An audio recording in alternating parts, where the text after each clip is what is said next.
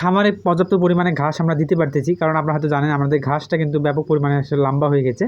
তো ঘাস কেটে এসে কিন্তু মহা বিপদের মধ্যে আসছি, কারণ আপনার এত পরিমাণ রোদ, আবার এত গরম লাগতেছে, আসলে বলে এটা বোঝাতে পারবো না। তো যাই হোক, আমাদেরকে কাটতে হবে। সুপ্রিয় দর্শক কিন্তু আসসালামু আলাইকুম। তো মূলত আপনারা দেখতে পাচ্ছেন আমরা কিন্তু এখন চলে যাচ্ছি ঘাসের জমিতে ঘাস কাটার জন্য। তো সকালে কিন্তু আসলে আমরা ঘাসগুলো কাটতে পারিনি, আমরা এখন দুপুরবেলার দিকে যাচ্ছি, কারণ যেহেতু আমরা দুপুরবেলাও ঘাস দিয়ে থাকি আমরা। তো আমাদের গরুকে কিন্তু আমরা 3 বেলা আসলে ঘাস দিয়ে থাকি, সকাল সকাল দুপুর এবং বিকালে। তো এই কারণে আসলে আমরা দুপুরে ঘাসটা কিন্তু আমাদের কাটা হয়নি। তো সকালে যে ঘাস, যে গতকালে যে ঘাস যেগুলো ছিল, তো সেগুলো আসলে আমরা দিয়ে আর কি সকালটা আমরা মেকআপ করছিলাম, কারণ আমাদের প্রচুর পরিমাণে কাজ এগুলো ছিল। তো সেই কাজ নিয়ে আসলে আমরা ব্যস্ত থাকার কারণে সকালে ঘাস কাটা হয়নি, কারণ না কাটিয়ে আসলে এখন বিপদের মধ্যে। তো এত পরিমাণ আসলে রোদ চলছে, তো এই রোদে কিন্তু আসলে টিকিয়ে থাকা মুশকিল, কারণ যেহেতু এখানে যে পরিমাণ রোদ আর কি উঠছে, তো রোদের সাথে কিন্তু কোনো বাতাস, কোনো কিছুই আর কি নেই। তো এই কারণে আসলে এই গরমটা একটু বেশি লাগতেছে, কারণ তো এই গরমে কিন্তু আমাদের প্রচুর পরিমাণে কাজ করতে হয়। তো এখানে আমাদের ঘাসের জমিতে যেহেতু আসছি, এখানে আরও বাতাস, এখানে কিছুই নেই।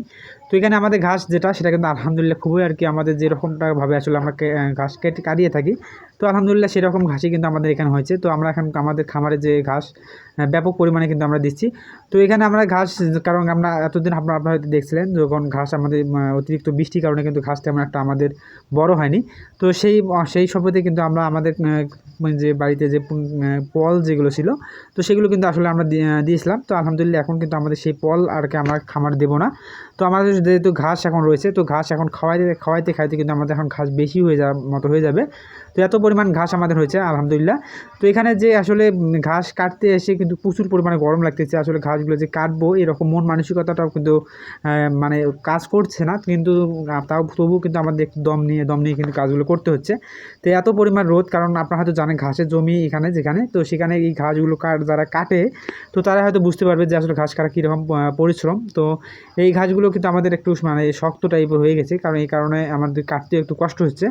তো যেহেতু আমাদের এগুলো কাটতেই হবে, আমাদের গরুকে আমার দিতে হবে, তো এই কারণে আসলে আমাদের এগুলো যত গরম আর যত ঝড় তুফানও হয় না কেন, তো আমাদের কিন্তু এই কাজগুলো কিন্তু আমাদের কন্টিনিউ করে যাইতে হয়, কারণ আমার যেহেতু এগুলো দিয়ে আসলে আমাদের গরু পালন করে থাকি।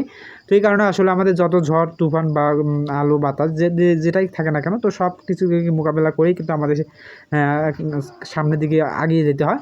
তো সেই সবগুলো কিন্তু চলে আসছে। আমাদের আজকে প্রচুর পরিমাণে গরম, তো গরমে আমাদের কিন্তু বাইরে কিন্তু ধান, আমাদের এগুলো পল যেগুলো আছে, তো সেই পলগুলো কিন্তু আমরা আসলে গুছিয়ে নিচ্ছি, বা ওটা কিন্তু আব্বা নিচ্ছে। তো কিছুক্ষণ পর আপনারা যখন যাবো আমরা, তখন হয়তো আপনারা দেখতে পারবেন।